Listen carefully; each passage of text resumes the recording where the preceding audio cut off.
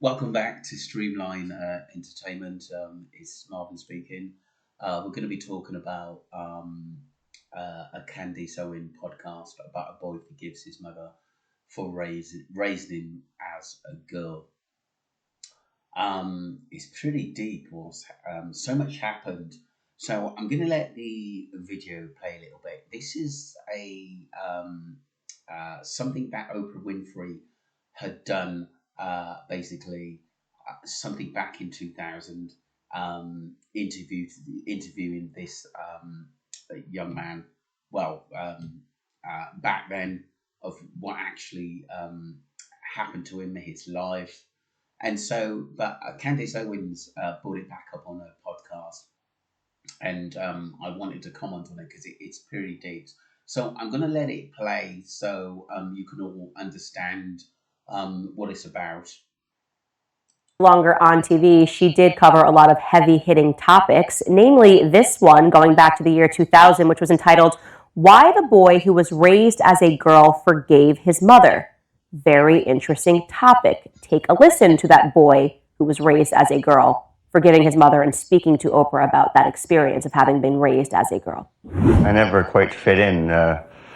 Well, the girls would do their things with their Barbies and things like that, and that wouldn't interest me. Mm-hmm.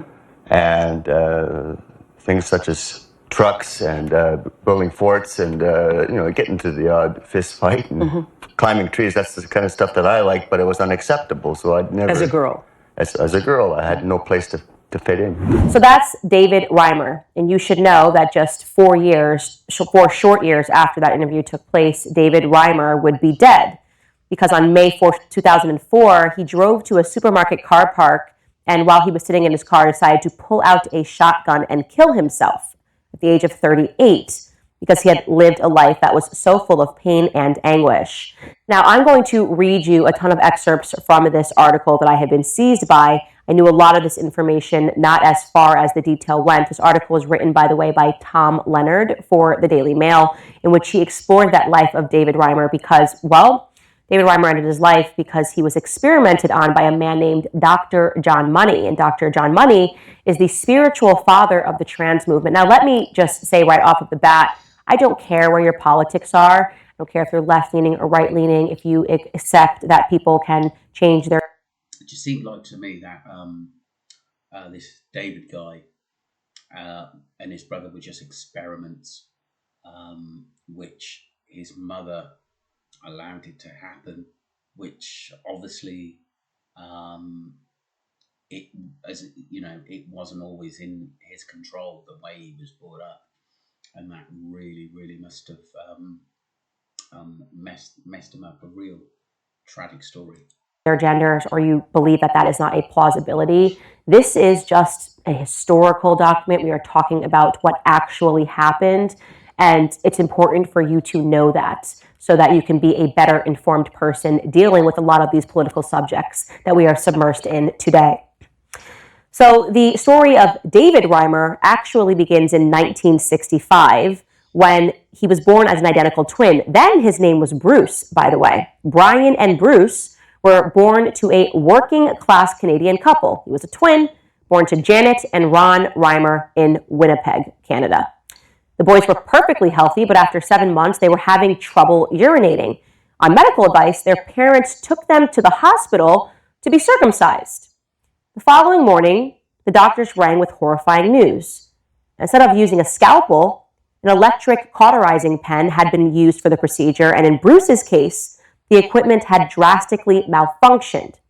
A surge in the current had entirely burnt off his penis, and surgeons would not be able to reconstruct it. This is just a horrible situation of a child being mutilated because his parents took him in for a circumcision. Mr. and Mrs. Reimer were young parents from a religious background, and they were bluntly informed by a psychiatrist that their son would be unable to consummate marriage or have normal heterosexual relations, and that they would have to recognize that he would be essentially physically defective. Naturally, they were distraught, but then, a year later, in the spring of 1967, they saw a man named John Money, Dr. John Money, being interviewed on television. Enter this native New Zealander doctor who was trailblazing at the time, working at Baltimore's Johns Hopkins University, one of America's obviously most celebrated medical schools, where he had established the first United States clinic that performed sex reassignment surgeries, the first United States clinic. Janet and Ron watched him in fascination. He was charismatic, he was acclaimed, he was a researcher, and he described his theory that based on his work with intersex hermaphrodite patients who have been born with both male and female sex characteristics, he had decided that all babies were in fact gender neutral. This is where we're hearing this term. He decided that no matter their genitalia, any baby could be streamed in one direction or the other, thanks to hormone injections and surgery into a gender that was chosen by others. Now, the Reimers, of course, were desperate at this time. They wanted to ensure that their mutilated son would have some chance at a normal life, and they saw this as a possible solution. Okay, so we can just maybe say he's not even our son. We can streamline him into the other direction. And they also provided for Dr. John Money a solution to his problem because, you see, up until that point, he hadn't been able to conduct his experiments on children of just one sex. Of course, the children that he was seeing were intersex children. So where was he going to find a test case baby who could demonstrate that his radical theory actually applied to all children that were not intersex? No parent, of course, would have voluntarily submitted their children to be raised as the opposite sex just to prove his point. But in the Reimers, he found a couple that was willing. They were attracted to the psychologist because Bruce's identical twin brother, Brian, represented what researchers would call a perfect control group. Obviously, they're twins against whom Dr. John Money could compare Bruce's progress as a female. So they picked one twin and decided, okay, this is going to be your life. Now, at that time, it was much easier to surgically construct a vagina than a penis, and Dr. Money was able to persuade the Reimers that Bruce should be raised as a female. But for the experiment to work, he said, neither of the twins must ever be told the truth. Now, could you imagine that? You as your parent. Jesus. God. I think that they should have told the kids while they were young. I know sometimes some mothers and fathers want to protect their kids, but that's deep stuff at the end of the day, because that can psychologically mess up the kid's mind. And in David's case, obviously he killed himself some years later over it. So that's pretty deep. I mean, it's a big decision because in some ways he would be able to have a relationship, but he wouldn't be able to have, say, sexual relations, but it's and lead a normal life like any other couple if he did meet someone when he was older. But that is pretty deep. No wonder he obviously was born as a male and then forced technically to be a female. It's absolutely crazy. You know that you have given birth to two males, but you decide, since you've accidentally mutilated one of them, that one of them is just going to be raised as a female, and you're just not going to tell anybody. Least of all, you are not going to tell them. So although they were initially reluctant to do this, Janet and Ron were so impressed by his intelligence and his persuasive powers that eventually they simply agreed. Bruce now became Brenda. They renamed him. And he was then castrated when she was 22 months old. A rudimentary vulva was fashioned for her by doctors at Dr. John Money's hospital.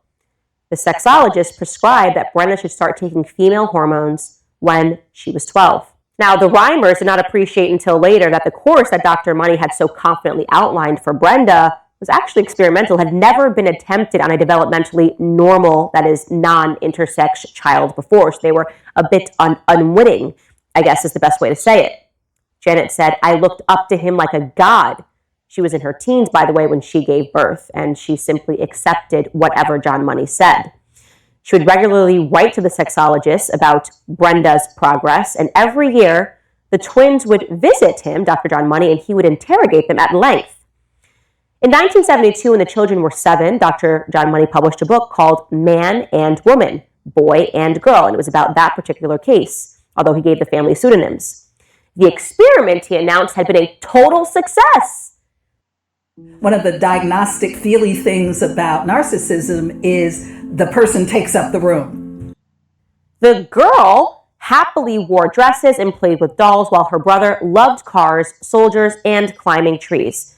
So would you imagine that? So you have someone who's a renowned doctor, he's doing something as an experiment, and now he's publishing works and saying, this is a success. And now you have other people that are coming up in medical school, they're consuming this knowledge and they're going, okay, amazing. We never even considered this, that you could just set somebody on a course in a different direction despite the biological assignment that they were given at birth. They were born as a male with male parts. Now Dr. John Money is disproving this theory. He had finally won international acclaim, which he had so long craved. Around the world, the idea of sex reassignment surgery for children suddenly became more acceptable. But Money always knew that the rosy picture that he had painted was far from accurate. As Brenda would later admit in interviews, both she and her brother knew early on that something was not right. Far from enjoying wearing them, Brenda tore off the lacy dresses that her mother made her wear and showed no interest in makeup.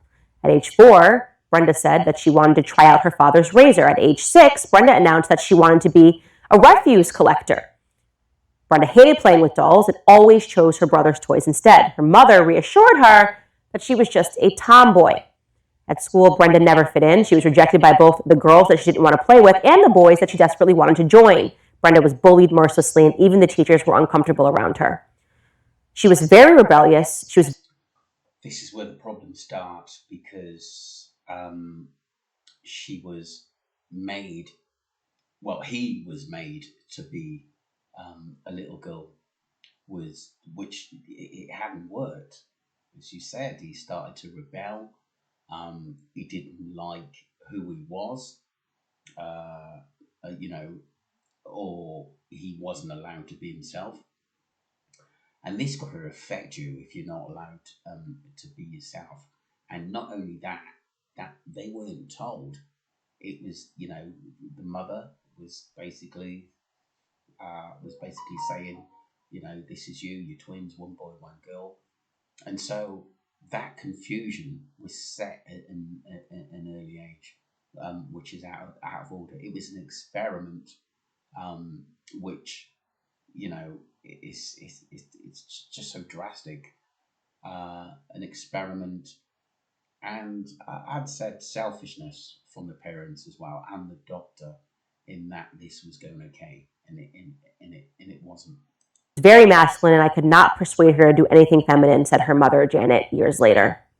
Brenda had almost no friends growing up. Everybody ridiculed her, called her cave woman. She was a very lonely, lonely girl. What Brenda and her brother Brian particularly loathed were their annual trips to go see Dr. John Money for interviews that were conducted without the parents present. From the age of 6, the doctor would show them naked pictures of men and women, boys and girls, and of adults having sex. Screaming at them in fury until they obeyed, he would force them to strip off their own clothes and examine each other's genitals. These are twins, identical twins, and this is what Dr. John Money is making them do. Most twisted of all, he often asked them to play at thrusting movements and copulation, with the prepubescent siblings forced to pretend to have sex in various positions in front of Dr. John Money. These encounters would be photographed, and sometimes Dr. John Money would summon his academic colleagues to watch. Money was no impartial researcher. Having rebelled against his own repressive religious upbringing, he was a bisexual who championed nudity, open marriage, group sex, and hardcore pornography. He also had deeply unsettling views on children and sex. In 1980, he was... This guy's pretty sick, this doctor. Messing psychologically with children's minds, making them think something else, which is completely out of order.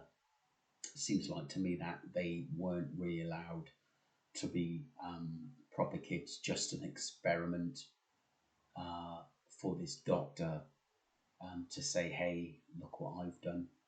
And like I said, I mean, he seemed pretty sick himself.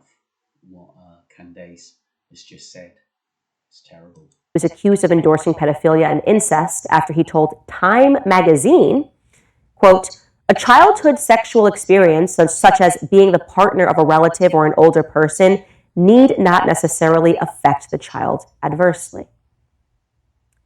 And yet this man was in Time magazine. He was allowed to work at Johns Hopkins University. He had these views of children, and now he is making 6-year-olds, one of which he has encouraged to change their private parts, copulate and play at thrusting movements, pretending to have sex in various positions in front of him. These are historical facts. This is not being made up by me.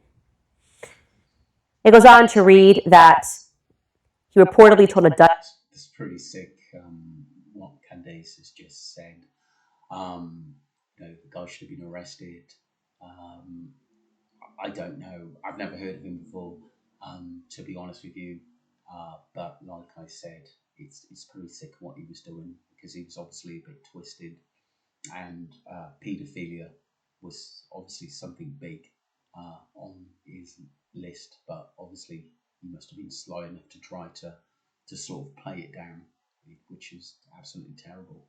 Dutch academic journal that he did not see any problem with a sexual relationship between a boy aged 10 or 12 who's intensely attracted toward a man in his 20s or 30s. Brenda told the BBC in 2000, "I thought he was perverted. I thought he was a sick man." As Brenda grew older, she increasingly felt herself to be a male. She adamantly refused to have more extensive surgery to construct a new vagina, a procedure that many regarded as essential to cementing his patient's psychological sex change. On the last occasion that Brenda was dragged to see Dr. John Money in her early teens, she ran to the roof of the building to get away from him. Although her parents and doctors had persuaded her to start taking the hormone estrogen when she was 12, leading her to develop breasts, and even as her voice became deeper, she threatened to commit suicide if they ever took her back to see Dr. John Money. By now, both girls and boys at school were refusing to let Brenda use their bathrooms, forcing her to relieve herself in a back alley. The Reimer family and other doctors who had supported Dr. Money's plan could see that Brenda's talk of suicide was serious, and so they backed off. In 1979, when Brenda was 14, she made the decision to stop living as a girl. The following year, the twins' father took Brenda out for an ice cream and dropped the bombshell. Father told Brenda that she had actually been born a boy named Bruce, had suffered a botched circumcision, and had been raised as a girl on the advice of Dr. John Money. Brenda, he said, had always been a fiction. Unbelievable.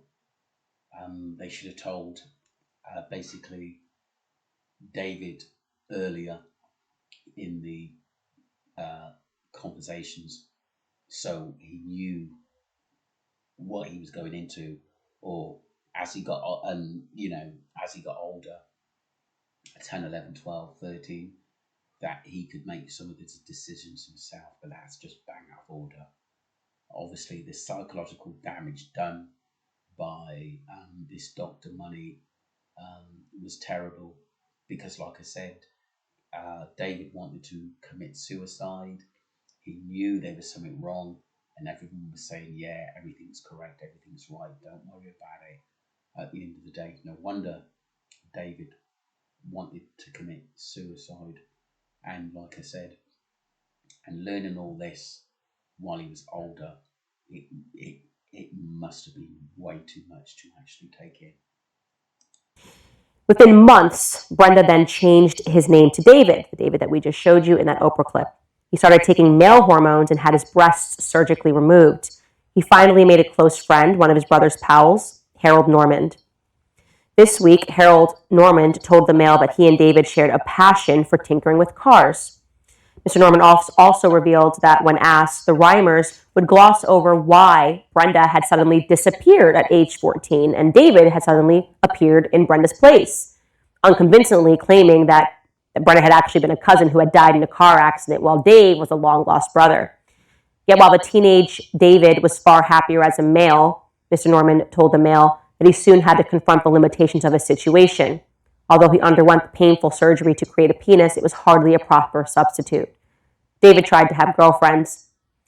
said Mr. Norman, but it didn't work out. He told one of them that he had had an accident with his genitalia, and suddenly the whole school knew and was laughing at him. Days later, after he had overdosed on antidepressants, his parents momentarily wondered whether it might not be kinder to just let him die. As David grew older, he desperately wanted to have children, but having been castrated as an infant, on Dr. John Money's advice, he was physically unable to. Then his brother's wife introduced him to a friend, Jane Fontaine, who already had 3 children but no partner. David and Jane hit it off immediately, and they married in 1990. I would have to say that he was a great father and, a wonderful husband, and he was very romantic, said Jane, who has since died. It took David years to discover all the lies that Money had told the scientific world about him, falsely presenting him as a successful case when in fact his life had been ruined by the doctor. David said that he wanted to physically attack Money if they ever met. So this Money, Dr. Money, was just basically saying everything went well. It was a success to maybe get his books out there or to be, top doctor or professor. It's absolutely crazy. It's disgraceful, to be honest with you, because David tried to lead a normal life, but like I said, the effect of Dr. Money, what he'd done for him, and what he put it into his mind, and his parents keeping it away from him, David's parents, is completely out of order. That's enough to destroy anyone, especially what David been through. In 1997, to spare other children similar treatment, he and Brian revealed the truth about Money's reprehensible behavior to one of the doctor's bitter academic opponents, Milton Diamond, who had become suspicious about Money's account of success. As David headed into his 30s, a series of personal setbacks, including losing his job, being defrauded of his savings, and separating from his wife, plunged him into severe depression. His relationship with his brother had always been difficult, but deteriorated completely after they discovered that they were really brothers. Brian had also been deeply upset by the deception, and Brian himself died from a drug overdose in 2002. Mr. Norman told the Mail that David's parents, both of whom have also since died, held a small funeral and buried Brian in a secret place because they were worried about disruption from callous local people who had never understood David's appalling situation and thought that he was better off dead. 2 years later, David shot himself. His parents blamed Dr. Money for traumatizing their child and turning him suicidal. They were also guilt-ridden, and Mrs. Reimer herself attempted suicide while her husband became an alcoholic. David never blamed his parents, nor did he ever forgive the 2 experts who ruined his life. The doctor who originally botched the circumcision and Dr. John Money, who died in 2006. The scars that he had from those 2 mentally affected him, said Mr. Norman. He'd get depressed about it.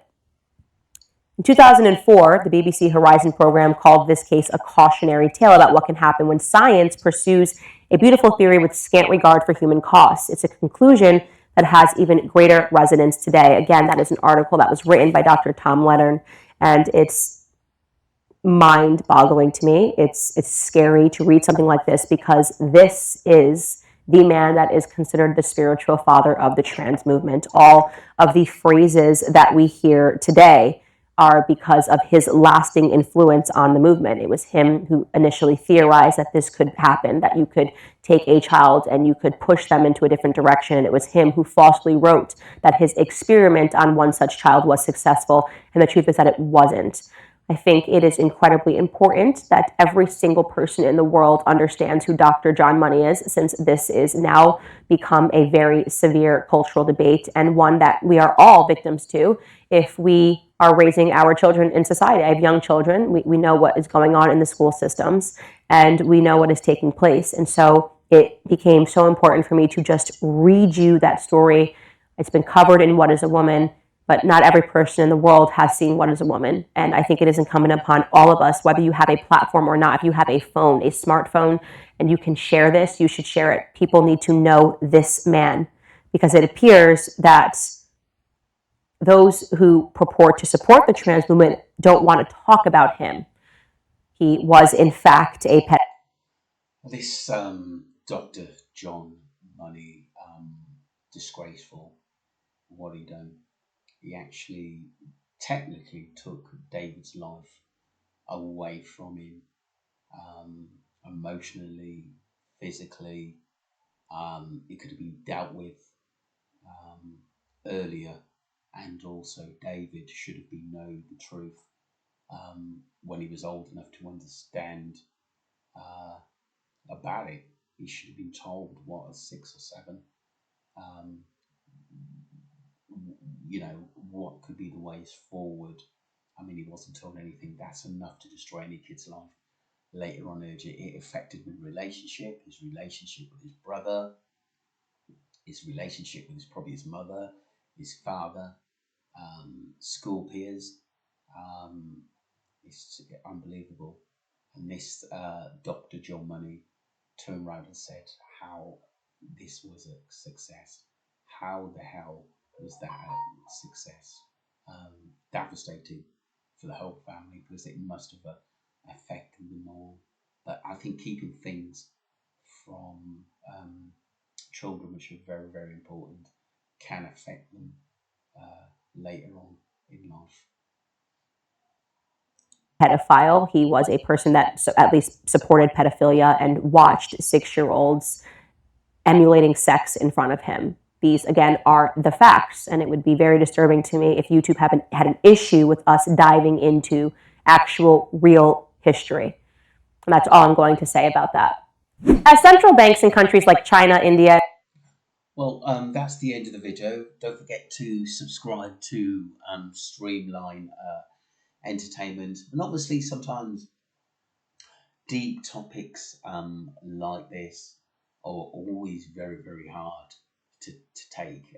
When I sort of saw the video, there's a lot of people going through changes, or they're a boy and they want to be a girl. I've got nothing against gays. I've got nothing against a girl who wants to be a man and things.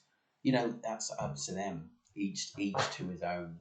There must be a reason why you feel that way, or you don't feel